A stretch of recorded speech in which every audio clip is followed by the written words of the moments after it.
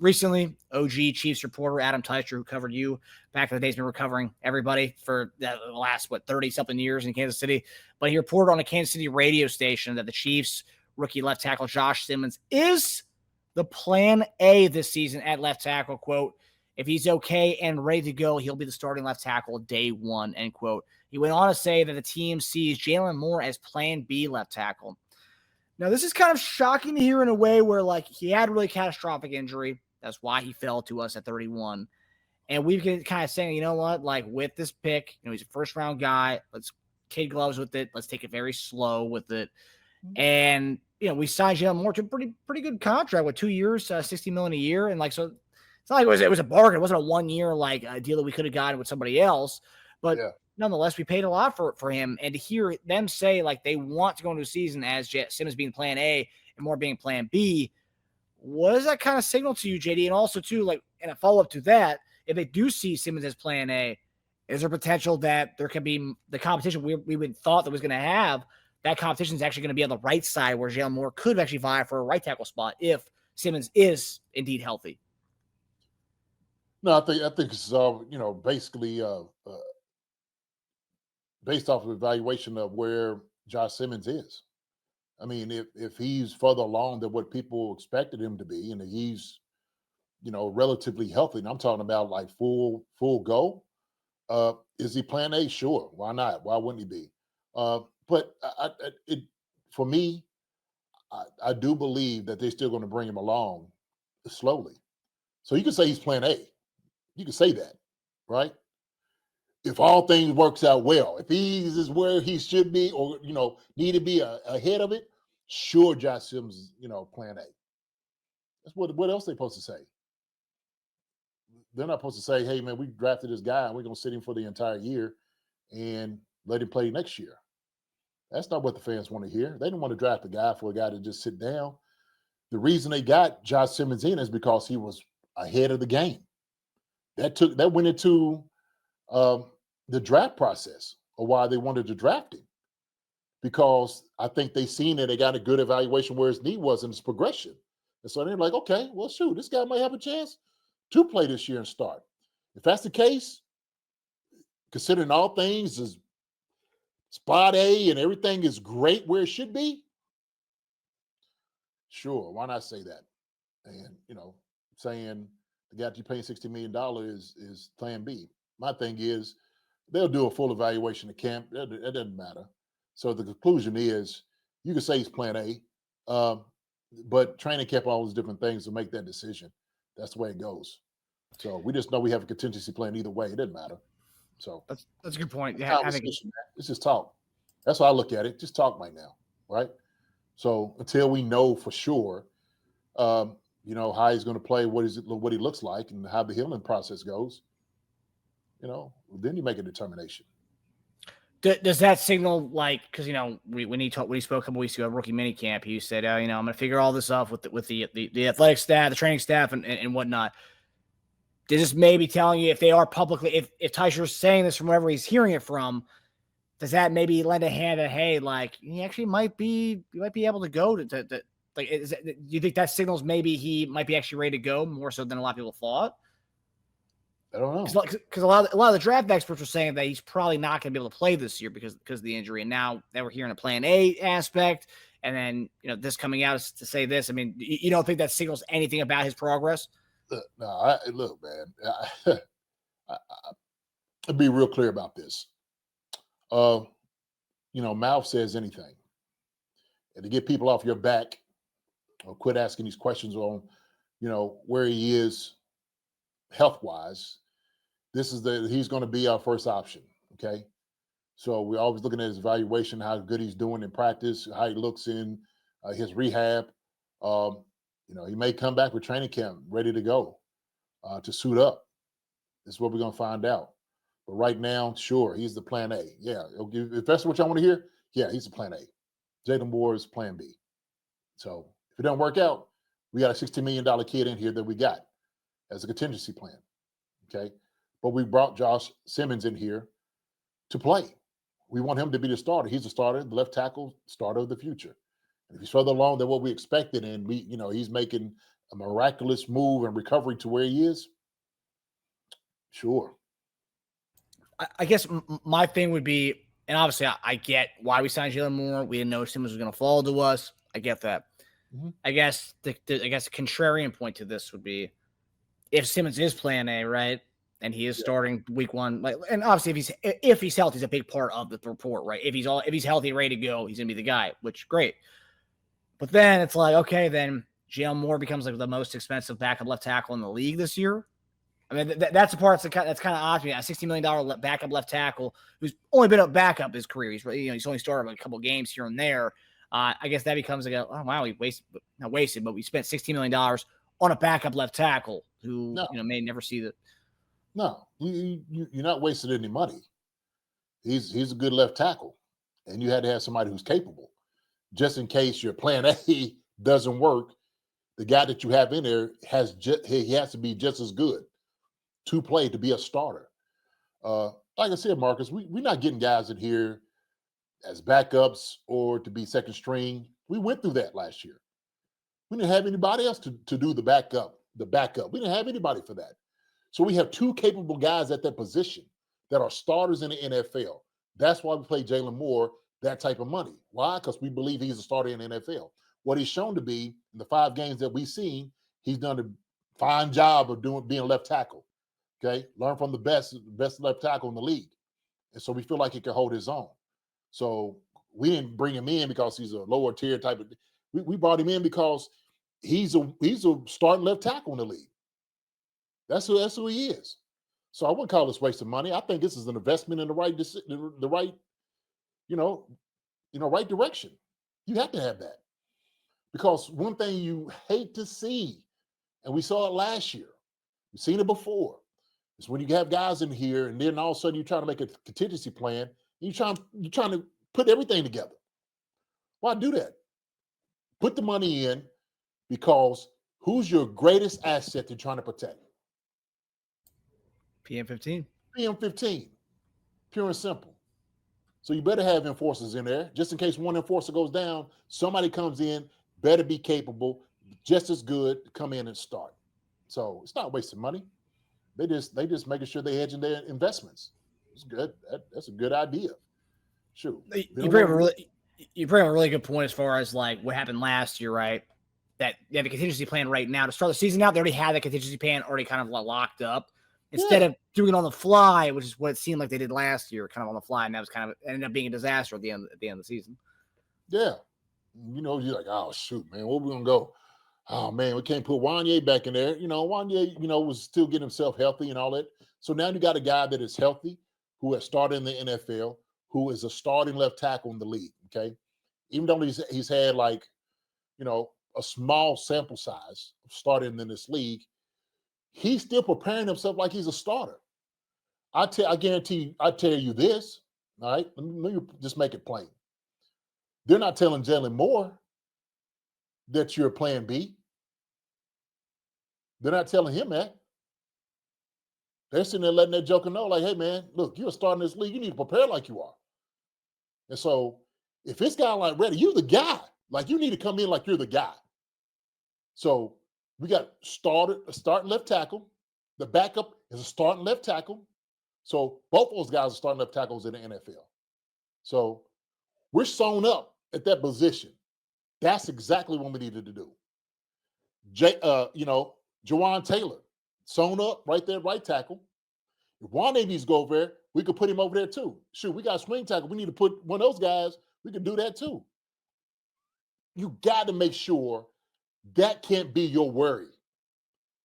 We worried about that too much. That can't be the worry anymore, right? Patrick's getting older. He can't get hit. We need to protect him, bottom line. I don't care if every single joker that we got on that offensive line was a starter somewhere else. You a starter, come in and play. Because PM15, how far that he goes and you stay healthy is how far the team is going. Period. So, yeah, Justin Black will battle it out. Whoever wins, wins. Period. Point blank. So, yeah, say what you want to say. Say he's the starting right tackle. Say he's whatever, right? He's plan A, plan B. Use your words. Like, oh, we'll use your words. Go ahead. We'll use your words. Plan A, sure. Is Jaylon Moore playing 8? Yeah. I'd answer the same question. What about Jaylon Moore? Is he playing 8? Yes. I thought you said Josh Simmons is. Yes. Next question. I'm moving on. My next question. Shoot, for real. Come on, man. We ain't playing them games. I guess my thing here is just kind of looking at the right. Just Jaylon Moore. The whole thing was right going into next year if Jawan Taylor's gone, right? Because all intents and purposes, he's probably gone because we're not going to pay $23 million to him. They get out of his contract. Jaylon Moore is going to be on the books for next year for $16 million. What if that is the jump start to kind of see what our future right tackle looks like and having Jaylon Moore there, and that becomes the battle. If Josh Simmons is all and ready to go, there's a possibility that could be a thing. There is kind of there's a competition, right? Like let the best man win, but it's actually for that right tackle spot more so than that left tackle spot. If Simmons is ready to go, you think there's a potential of that as well, or no? I don't know, man. Shoot, I think everything's in the air right now. I think everything's a possibility. You know what I mean? They're going to try them out regardless. That's what they're going to do. You do your due diligence by making sure a guy can play both positions. And so those guys are going to get some work over right tackle as well. They are. So that can be another one of the contingency plans. Like, hey, if he's not here, then this is what we have to do. So, we just trying to let's go just to get the game won first. Okay. All that other stuff would take care of itself. That, Jawan Taylor might be here. He might come play Pro Bowl, out the frame. He might be the best right tackle in the league. Too early, man. Look, the future's in their hands, brother. Too early for this. I mean, seriously. Yeah, no, I agree. I do know the Jawan Taylor thing is a lot of people want. I think I've seen a lot of people who are hoping that this. I said this before. I'm gonna say this again. It doesn't matter what the people want. If Andy and those guys like him, guess what? I'm gonna love him. All right. That's the way it's going to work. Andy, those guys, is on them to get rid of a dude, and if they're going to like it, stuff like that. Jawan Taylor's here.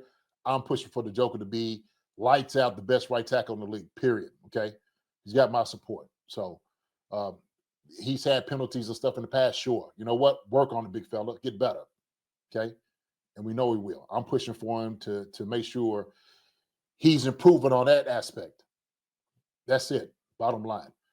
Care what that they could care less what I want, you want, and all the other fans and stuff. Everybody's ready to move on. That's why when everybody brings up the conversation with Sky Moore, all these different people they want to move on from, hey, doesn't matter what you want. Y'all not making decisions. None of us are. No, makes sense. I said, let's get through camp. Absolutely. Let's get through OTAs. Okay, right. Jeez. Yeah, true. Stanley Mooney says Simmons will play at some point. I'm sure we see him in the preseason games. That's when we will see. I'll say fourth quarter, first preseason game is first time out. I mean, yeah. I mean, if he's playing A, then he's going out there for a series. We'll see. No, John Marshall, this is hard to believe because they did this last year with Kingsley and his psyche was shot. What if Simmons falters at first? They bench him or he rides out the storm? I'd rather start Moore. Two different animals. Yeah.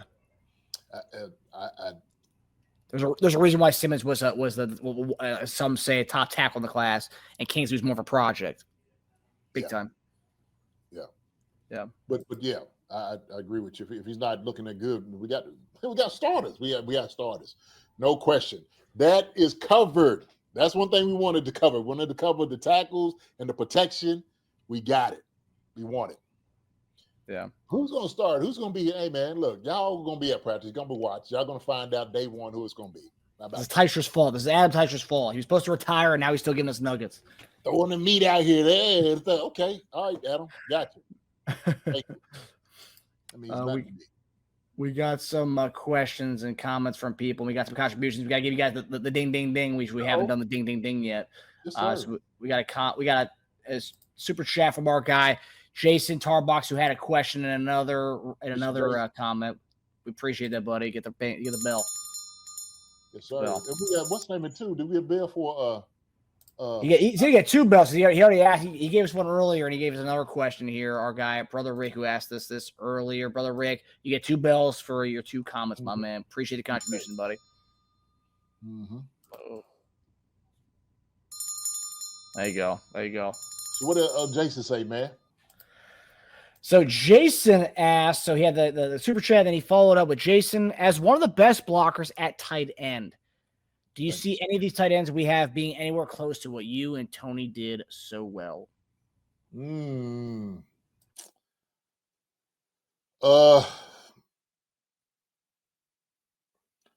I think these guys are capable blockers. What I did, what I created my value, my niche was I was an inline blocker. So it was a different thing. Mine was to fold up defensive end or linebackers. That was my job on the line of scrimmage. And so I knew I was going to score with my man. I put my hands in these meat hooks on suckers, and that was over. That was it. And you knew I had you locked down. That was what was supposed to be the deal with us. So they run a different style of offense than what we did back in our day. But they do the 2 tight end sets. Yeah. So everybody's saying no, hell no. John might say hell no. Yeah, they're not doing what I did, man. I played at 270. Okay. And so my job was this. Jason, you said a joker in front of you, bury a joker in the dirt. Okay. Open up the lanes. Not only that, but also too, man, I was effective pass blocker. I was just like a tackle. They used to call me. So I used to go down. So sometimes tight ends will go to the wide receivers and catch balls and stuff like that. So I would do that, but also too, half that, I would move down to where the tackles and pass rush was. So I go down and work out with the tackles and guards and centers and block Jared Allen, Tamba, and all those guys. That's what I was doing part of my time. It was kind of crazy because we had Matt Zoe was the offensive line coach at the time. I went down there and I was pass blocking. I think it was Jared Allen. Me and Jared was going at it. And I flashed my hands and Matt Zoe was like, oh my gosh. I was like, what? He said, I've never seen a tight end do it. Flash his hands like a tackle. You know what I'm saying? Like to get him. I'm like, yeah, I would shoot. But I learned from like the best. I had some great tight end coaches and O-line coaches, man. Bill Callahan, who was the head coach with the Raiders, he was my offensive line coach in Philadelphia. Obviously, Juan Castillo, another one, who was offensive line coach with the Philadelphia Eagles. Then he was the defensive coordinator. Then he went with Harbaugh down to the Ravens. Ted Williams was my tight end coach, another one. Shout out to all those guys. And not to mention getting into Mike Solari, Matt Sko, Keith, Rowan, those guys, they helped me out. So, and I had a whole different thing, man, as far as the things that I was doing. And I had Herm. Herm asked me one day, we was all getting our, real quick, we was all getting our haircuts, and Herm said, JD, you know, the way Herm talked, hey, JD, he said, anybody ever approach you to play tackle? Huh? I said, Herm, man, if I ever thought anybody was serious about that, I said, I would entertain it. I would. He said, yeah, man, I think, should maybe thinking about it.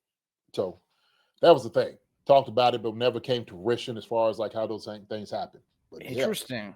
Huh. Yeah. Mm-hmm. Jason Tarbox, you were the greatest. Thank you, sir. I appreciate that. I took a lot of pride in it, man, and it was always good to hear defensive coordinators and whatnot that appreciated what I did too. That was what sealed it for me a lot, was just that confirmation, not just from what my teammates and my coaches appreciated about me and my players, but also too the opposite end of it. You know, the guys I went against, other tight ends on the other side, the defensive coordinator, the defensive line coaches would come to me after that, man. So I took a lot of pride in that. I did. So I thank you for saying that, man, because I always wanted to try to be the greatest. So everyone, everyone always talk to people who know football, people who watch the Chiefs. Everyone knows what you meant to the team, JD, and what you meant to the NFL as far as being kind of one of a kind. And we haven't seen many like you since you left the game, buddy. I mean, you're just one of a kind, man. Yeah, well, I appreciate that. I appreciate that, brother. I know some guys put their work in and effort, and it kind of goes to the question, Justin Blackwell had said, did Tony practice catches all game, every game, or was that just the one game I ever got to go to? Tony practiced catches in every game, every practice, in between teams. He would catch the ball everywhere. That's why the Joker has such great hands and control and could just see that ball and catch the ball like no other. Like, seriously, I think Tony's probably the most gifted tight end I've seen catch the football. And that wasn't a natural thing. He worked at it hard over and over again, hours and hours. That's what he did, to get that good. So, when you talking about you needed something at the end, the guy that you go to, Mr. Reliable, TG was that guy. There was no question about it. Why? We seen it every single day at practice. He showed you what he did. So, and part of the reason why it didn't matter, he was quarterback proof. It didn't matter who was his quarterback. He was going to eat. Yeah. JD, were you there when Hard Knocks was in Kansas City? Yep. Yeah, he had the impressive back and forth with the Herm. Alder Brown is being funny. He knows that. Alder Brown, I was. Yeah, Tony still practices catches on TNF with Fitzpatrick. Oh, that does. Yeah. Hi, everybody. Thanks for watching. Subscribe here to get the latest from the show. Also, be sure to check out the best clips from Chief Concerns. And if you prefer to listen to the show, subscribe and follow us on Apple Podcasts, Spotify, and anywhere else you get your podcasts.